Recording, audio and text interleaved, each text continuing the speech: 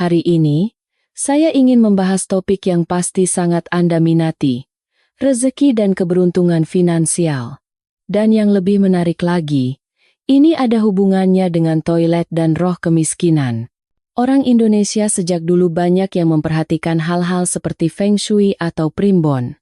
Sekarang, sudah banyak buku yang membahasnya, dan saya bisa mengerti jika ada hal-hal buruk yang terjadi beruntun. Anda akan khawatir dan berpikir, apakah energi di rumah saya sedang buruk, atau apakah posisi rumah saya salah? Bahkan tanpa berpikir sejauh itu, mungkin ada di antara Anda yang merasa, meskipun sudah bekerja keras setiap hari, kenapa uang tidak pernah terkumpul? Kenapa belakangan ini sering sial? Atau kenapa semangat rasanya menurun terus? Nah, di saat seperti itulah, salah satu solusi tak terduga yang bisa Anda coba adalah menata ulang dan membersihkan toilet Anda. Mungkin ada yang akan bilang, itu kan cuma kebetulan. Atau, itu cuma tahayul. Tapi jangan salah, hal ini sebenarnya sangat masuk akal dan bukan sesuatu yang bisa diremehkan. Kali ini, saya akan mengajarkan cara menata toilet untuk mengundang keberuntungan dan rezeki, serta cara mengusir roh kemiskinan. Jadi, silakan tonton sampai selesai, ya. Sejarah toilet di Indonesia. Pertama-tama, saya ingin menceritakan sedikit tentang sejarah toilet di Indonesia. Mungkin banyak dari Anda yang hanya tahu toilet duduk modern dengan semprotan air, jet washer. Namun, toilet zaman dulu sangat berbeda. Dulu, toilet dikenal sebagai jamban atau kakus, dan biasanya berupa lubang di tanah. Letaknya pun berada di luar rumah. Sering disebut kakus di belakang. Mengapa begitu? Karena pada zaman kuno, nenek moyang kita yang tinggal di dekat sungai terbiasa buang air di aliran sungai tersebut. Sejak dulu, air mengalir memang sudah menjadi sarana sanitasi alami. Mengejutkan, bukan? Kemudian, pada era kerajaan seperti Majapahit atau Mataram, para bangsawan di keraton mungkin sudah menggunakan pispot atau memiliki tempat khusus untuk buang air, yang kemudian kotorannya akan dibuang oleh para abdi dalam ke saluran atau parit. Rakyat jelata pun kebanyakan masih menggunakan parit atau kebun. Akibatnya, lingkungan menjadi cukup kotor dan bau, sehingga wabah penyakit sering menyebar.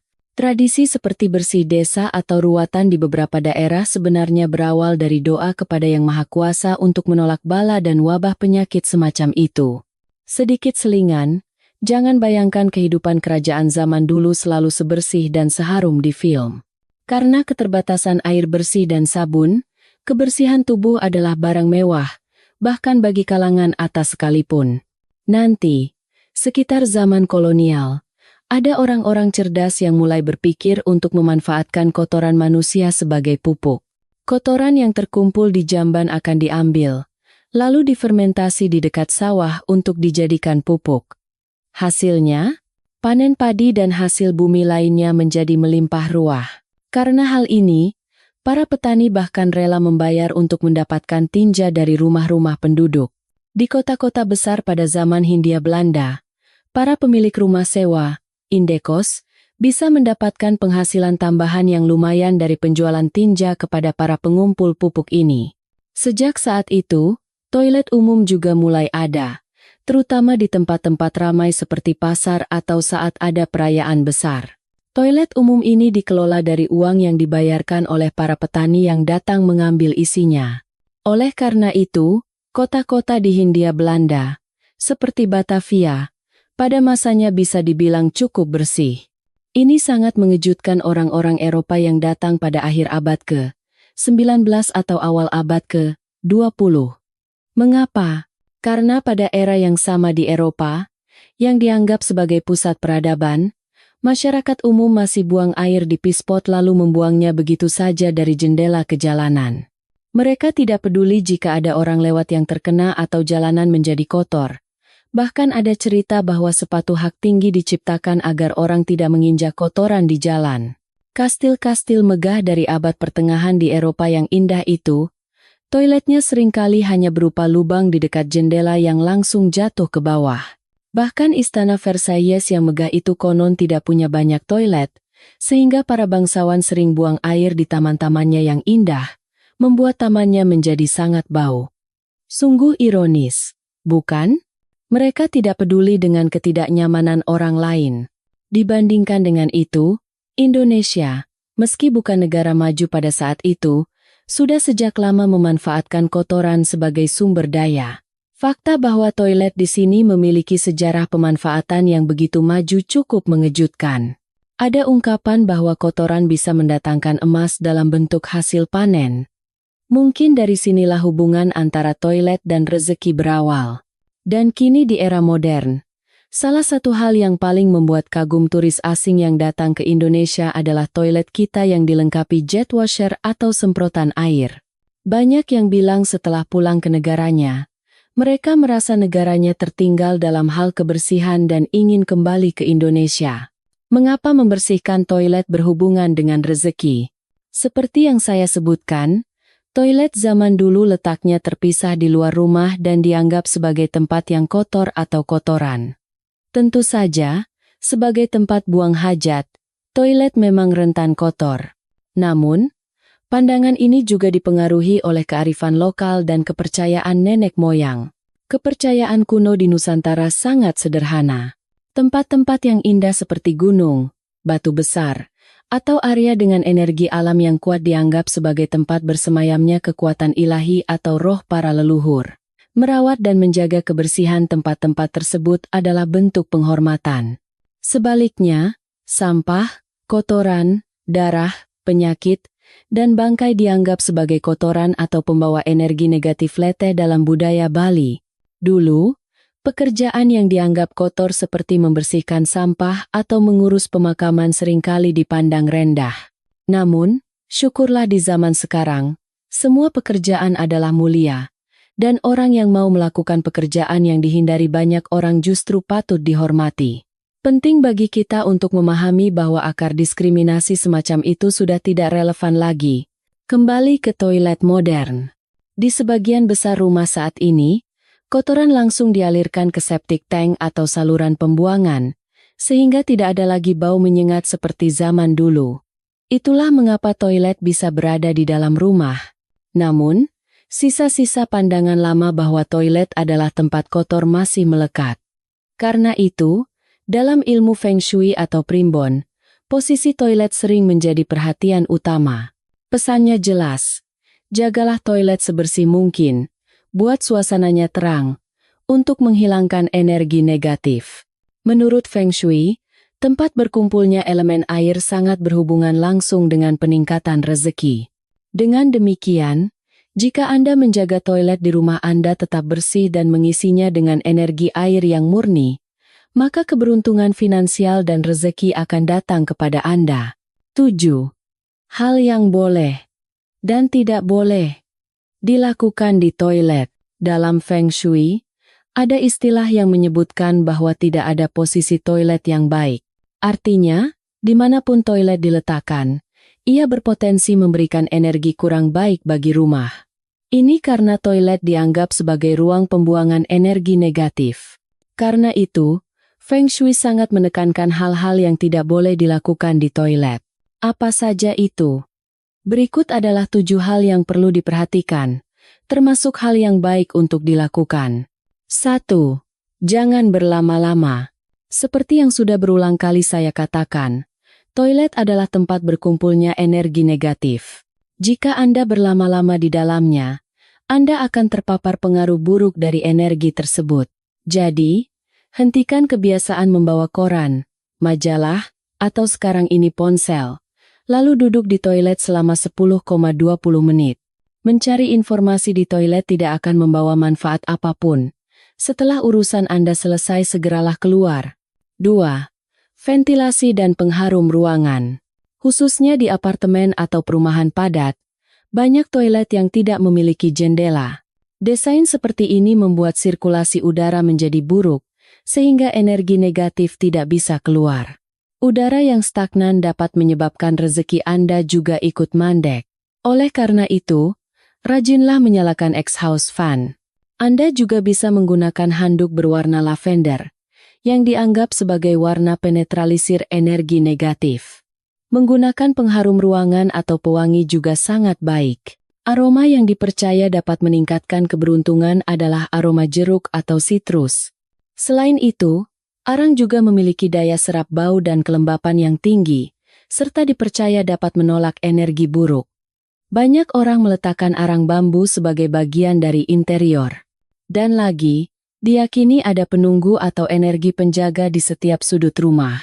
Menjaga kebersihan adalah bentuk penghormatan.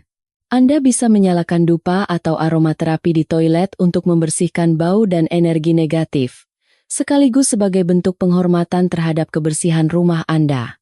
Oh ya, ada beberapa orang yang setelah mandi langsung masuk ke toilet dalam keadaan telanjang. Menurut kepercayaan lama, hal ini dianggap tidak sopan terhadap penunggu rumah dan bisa mendatangkan sial. Jadi, berhati-hatilah. 3. Hindari kalender, poster, dan dekorasi berlebihan. Jika Anda memiliki anak kecil, mungkin Anda menempelkan peta dunia, alfabet, atau tabel perkalian di dinding toilet. Ada juga yang memasang kalender atau poster. Namun, melihat kalender yang sudah terpapar energi negatif dapat membuat jadwal Anda berantakan atau sering terjadi perubahan rencana. Hal yang sama berlaku untuk jam dinding. Jangan letakkan di toilet. Anak-anak yang belajar di toilet yang penuh energi negatif juga akan sulit menyerap pelajaran. Prinsip dasarnya adalah jangan meletakkan barang yang tidak perlu.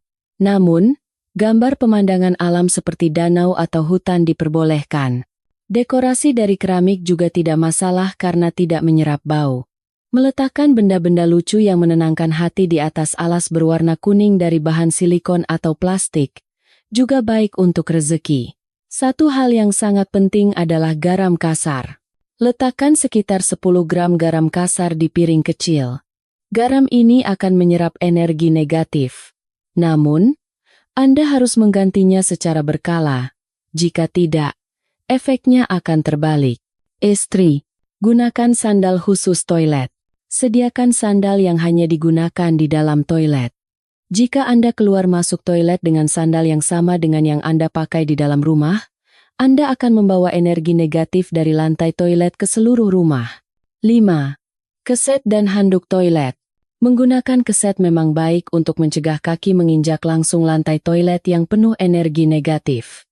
Namun, keset juga mudah menjadi tempat berkumpulnya energi buruk, jadi cucilah secara rutin. Handuk juga demikian. Jangan gunakan handuk yang sudah usang atau kotor. Gunakan handuk bersih yang dicuci setiap hari dan keringkan di bawah sinar matahari. Ganti secara berkala. Dan yang terpenting, jangan biarkan penutup kloset terbuka. Air di toilet berfungsi membilas kotoran. Jika penutupnya terbuka, rezeki Anda juga bisa ikut terbilas. Selain itu, energi buruk dari lubang kloset akan naik dan menyebar ke seluruh toilet, menyebabkan penurunan berbagai jenis keberuntungan, bukan hanya finansial. Jadi, biasakan untuk selalu menutup kloset. 6. Stok tisu toilet dan tanaman hias. Saat ini banyak toilet yang memiliki lemari penyimpanan untuk stok tisu toilet. Terlihat praktis memang, tetapi jangan menyimpan terlalu banyak. Cukup simpan 1,2 gulung untuk kebutuhan mendesak. Lemari di toilet lebih baik digunakan untuk menyimpan peralatan kebersihan. Selanjutnya, tanaman hias. Tanaman hias memiliki kemampuan untuk menyerap energi negatif dan mengubahnya menjadi energi positif. Karena itu, tanaman dipercaya dapat menstabilkan rezeki. Pilihlah tanaman hias mini yang mudah dirawat di dalam ruangan. Selain kaktus, seperti sirih gading daunnya bulat, lidah mertua, atau bambu hoki. Tentu saja, tanaman adalah makhluk hidup. Daunnya yang hijau dan segar akan membawa energi yang menumbuhkan kemakmuran. Tanaman juga membersihkan udara dan melembutkan energi yin, negatif, sehingga sangat efektif diletakkan di toilet tanpa jendela. Namun, jangan biarkan tanaman yang sudah layu atau mati di toilet, karena efeknya akan terbalik.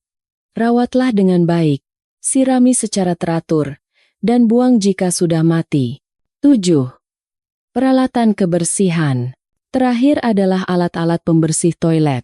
Boleh disimpan di lemari dalam toilet, tetapi pastikan tidak terlihat.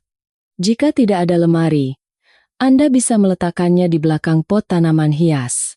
Tentu saja, peralatan kebersihan juga harus dijaga kebersihannya dan diganti dengan yang baru secara berkala. Jika kita perhatikan, aturannya sebenarnya sangat sederhana. Jaga toilet tetap bersih, simpel, dan rapi. Tidak ada yang aneh-aneh. Satu hal lagi, toilet zaman dulu pencahayaannya remang-remang. Toilet modern sekarang sudah terang dan nyaman. Ini sangat baik, karena ruangan yang gelap akan memperkuat energi yin. Jadi, jika perlu, gantilah lampu dengan yang lebih terang. Dikatakan bahwa membersihkan toilet setiap hari dapat mengundang rezeki. Yang pasti, toilet yang bersih dan terang akan membuat suasana hati lebih ceria, dan dari situlah hal-hal baik akan datang. Membersihkan toilet bisa kapan saja, tetapi ada yang berpendapat lebih baik dilakukan pada malam hari untuk mencegah energi negatif keluar saat kita tidur. Cukup dengan mengelap lantai toilet untuk menyeka energi negatif di lantai saja sudah memberikan efek. Silakan dicoba jika berminat. Siapakah roh kemiskinan di era modern? Kali ini kita membahas tentang toilet dan efeknya pada rezeki. Sekarang, kita akan berbicara tentang roh kemiskinan. Anda mungkin bertanya, memangnya roh kemiskinan itu benar-benar ada? Ini adalah sebuah kiasan yang sudah lama ada dalam cerita rakyat dan kepercayaan turun-temurun. Sejak dulu, banyak sekali cerita tentang roh kemiskinan yang menyelinap masuk ke dalam rumah jika kita lengah, lalu membawa sial dan membuat penghuninya menderita. Tradisi ruatan atau membersihkan rumah menjelang hari besar keagamaan sebenarnya juga bertujuan untuk membersihkan rumah dari energi negatif dan mengusir roh kemiskinan ini. Anda mungkin berpikir, apakah di zaman modern seperti ini hal itu masih ada? Tentu saja.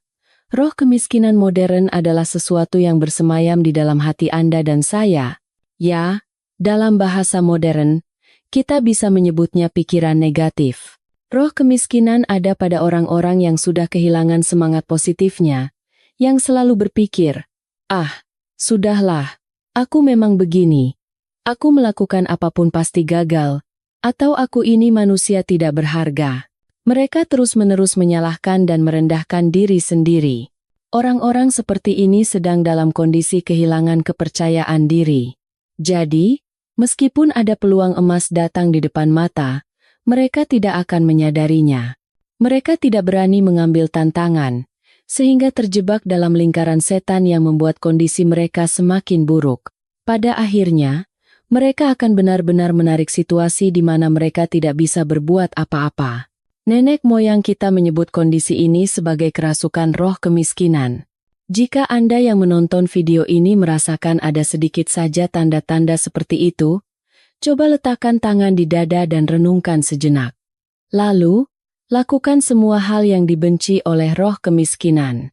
Roh kemiskinan tidak suka dengan matahari yang cerah dan orang yang aktif bergerak. Jadi, bangunlah lebih pagi, nikmati sinar matahari, dan berjalan-jalanlah. Sinar matahari pagi akan mengaktifkan serotonin dalam tubuh, yang juga disebut hormon kebahagiaan, sehingga dapat menstabilkan mental. Selain itu, tubuh juga akan memproduksi vitamin D yang memperkuat tulang dan meningkatkan imunitas. Dengan begitu, jiwa dan raga Anda akan menjadi sehat, dan pikiran Anda akan menjadi lebih positif. Roh kemiskinan sangat menyukai kamar yang kotor, berantakan, dan toilet yang jorok. Jadi, bersihkan kamar Anda, rapikan barang-barang, dan bersihkan toilet Anda sampai kinclong agar ia tidak betah. Roh kemiskinan juga sangat suka dengan pikiran negatif dan keluh kesah, serta benci pada keceriaan dan semangat. Jadi, usahakan untuk selalu berpikir positif.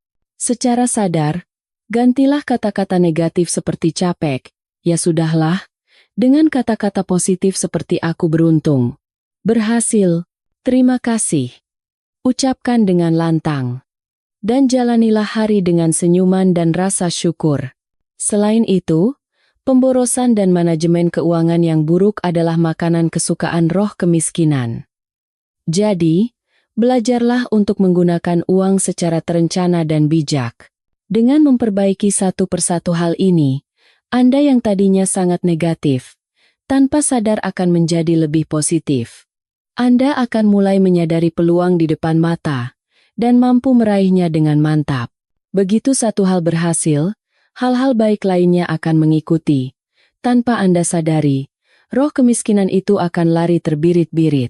Kesimpulan, kali ini, saya telah menyampaikan cara membersihkan toilet untuk mendatangkan keberuntungan dan rezeki bagi Anda.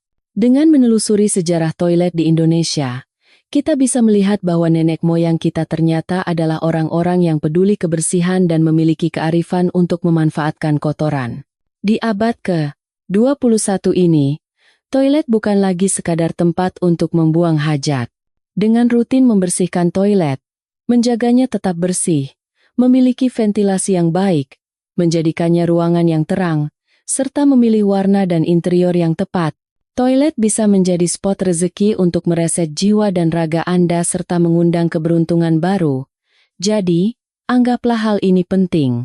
Perhatian dan usaha kecil sehari-hari dalam membersihkan toilet dapat mengubah peruntungan Anda secara pasti. Ucapkanlah rasa terima kasih pada kebersihan toilet Anda. Dan yang terpenting, jangan biarkan roh kemiskinan menguasai Anda. Jangan lupa untuk selalu mengubah emosi negatif menjadi perasaan yang cerah, maju, dan positif. Dengan begitu, rezeki pasti akan datang kepada Anda. Saya akan sangat bahagia jika bisa membantu Anda semua untuk hidup lebih bahagia dan penuh senyuman. Sepertinya waktu kita sudah hampir habis. Bagi Anda yang sudah menonton sampai akhir, jika berkenan, silakan tinggalkan komentar terima kasih di bawah. Bukan untuk saya, tetapi sebagai ungkapan rasa syukur kepada semua orang di sekitar Anda. Dan bagi Anda yang merasa pesan ini berkesan, silakan subscribe dan like sebagai tanda Anda siap menerima pesan-pesan berikutnya. Sampai jumpa lagi. Terima kasih telah menyimak.